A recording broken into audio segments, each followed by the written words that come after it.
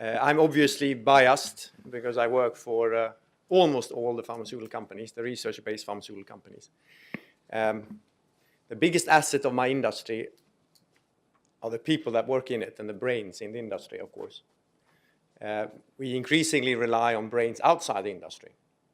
And of course, we do find those best experts.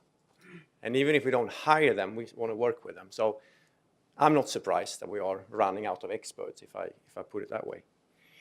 I'm very grateful for the invitation and to give you the opportunity to give the industry's perspectives on this, and also to share with you what the industry is doing on our journey to greater transparency, both on data and results and relationships.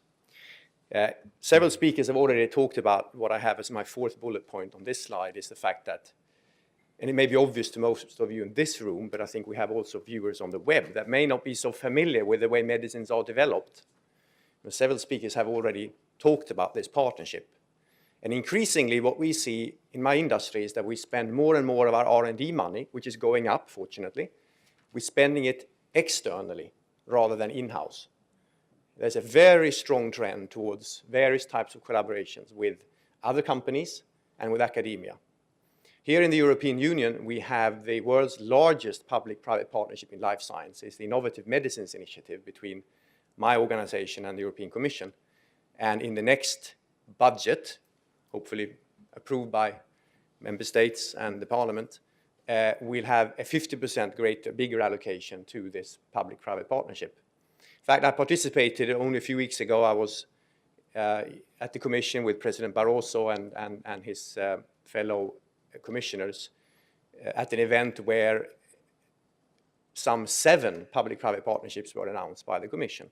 This is a very prominent part of the next research and innovation program for the Union, is to work in partnership with the private sector. So there's an acknowledgement by everyone that we're actually having even more in-depth collaboration between the public and the private sector. It's obvious to you also that the medicines are not developed in the laboratory. They are developed both in the laboratory and in the clinic. So of course we do need investigators, we do need to design our programs, protocols, and we do involve healthcare professionals in that process.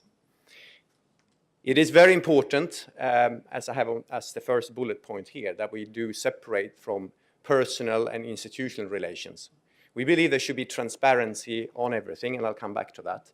But I think the fact that the Karolinska Institute, where I used to serve on the board before I moved from Sweden to Switzerland, I served on that board, by the way, representing the industry on the board of the Karolinska Institute, appointed by the government. They wanted to have industry input, similar to as this management board have representatives from many stakeholders, however, not from industry. But when I was on that board, I realized how central the relationship with industry was. You know, it was a target for all the institutions to go and find external money, whether it was NIH, whether it was EU money, whether it was money from the industry. It was absolutely clear, you know. And of course, you know, you cannot say that a professor from the Karolinska Institute is disqualified because the institute receives millions or hundreds of millions of money from the private sector. However, if that individual is a commercial advisor to a pharmaceutical company and may even be sitting on the global board of the company, of course, you are quite biased and should be excluded certainly from decision making. I agree with previous speakers that this whole concept of expert witness, I know you have it already, but I think you can use that much more. And that's the way to bring in the people that maybe been really involved with the company from the beginning and been on all the trials and the advisory boards and everything. And that person knows a lot. Of course, this person is biased. It's his or her baby. But I think, you know, the fathers and mothers of these products deserve to be listened to. They have something to add to the decision making. And they leave, and there's a decision made. I also take note of the fact that the current policy do recognize the difference between being such an advisor or commercial advisor from being an investigator. I think the best experts we have are those that have been, I'm talking about clinical experts, the best clinical experts are those that have maybe been involved with all the clinical programs and they really know the field and have still treat patients. And I'm happy that the policy as it stands acknowledges that and does not dismiss you from participation. it's very important also that there is, and you have this, Guido and Noel, but I think it could be made more visible, that there is a whistleblower function, not only on the public side, but also from the industry side. It happens, fortunately, very, very rarely that we are approached by various people that have powers and they want to work with us because they have these relations. So I think a very visible whistleblower function, also vis-a-vis the outside world, is extremely important. Now, what I will also say, and I realize I will probably deviate slightly from the topic, but I do think this is very important for this discussion, is to know what the industry is committing to do in terms of transparency. We made some very important decisions in the last few months as an industry. The first one, which is not on the slide, is that the global industry has decided to greatly improve the access to documents for approved medicines and to raw data for researchers. This should, of course, be viewed in the context of the consultation to the agency's own policies, which is currently out and is still open until the end of the month. That's one big commitment, which is not the subject of this conference.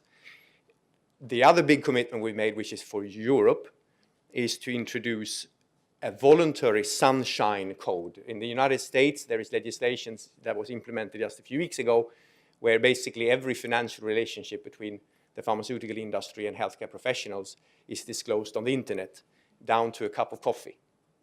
Now, we're going to do it slightly different. We do it the European way. First, we're going to do it ourselves. We're not going to sit and wait for legislation across Europe. We're going to do this ourselves. And we're going to exclude coffee. We're going to exclude meals. We don't think that's a big debate. I think the big debate is about the advisory functions and receiving money to institutions, to organizations, and to individuals. This code is called, it's slightly technical, transfers of value code, because it's not just about money, it's about anything which is worth something. And it covers both healthcare professionals and healthcare organizations.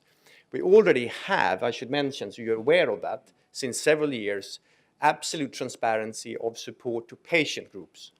That's all visible. But we haven't had it for healthcare organizations. So this would mean scientific organizations, medical societies, and so on. Congress organizers, because they very often belong to the medical associations, will be subjected to this code as well. Now, I'm not going to go through this in detail, but just to highlight to you that certain things will be disclosed. This is going to start in 2016. We're now rolling out these rules in the industry. All the companies are building the reporting systems. This is a big thing. All my national associations in Europe will have to implement this at the national level. In 2015, we'll collect data, and then beginning 2016, this will all be available. There will be aggregate disclosure of clinical research and preclinical research. It's simply not practically feasible, at least in the short time frame, to disaggregate the budgets for clinical research. We are going to have, however, broken down by individual healthcare professional all the money or transfers of value they receive for conferences, for speaker fees, for advisory boards, and similar. And just to be clear, so you don't misunderstand me, this is not just for when you're working with EMA. No, this is everything we're talking about. We will also have disclosure of a similar nature for healthcare organizations. As I said, a sponsorship to a congress, we could be platinum sponsor, or we could give money for grants for young researchers, and similar types of support for healthcare organizations. Now, this is a big thing. There's going to be a lot of pain for many people. We believe, however, that this is an investment that everyone has to make. I think we will all benefit after this from having much better understanding, hopefully, of the fact why the pharmaceutical industry needs to work with healthcare professionals and healthcare organizations, because this will be the new normal. Ann Glover talked about Wikipedia and how technologies today change everything. You know, we have to face it also as an industry, that things are changing. We have to be much, much more open about data, about how we work and with whom we work. And we hope that these commitments will also help the agency in its work going forward. Thank you very much.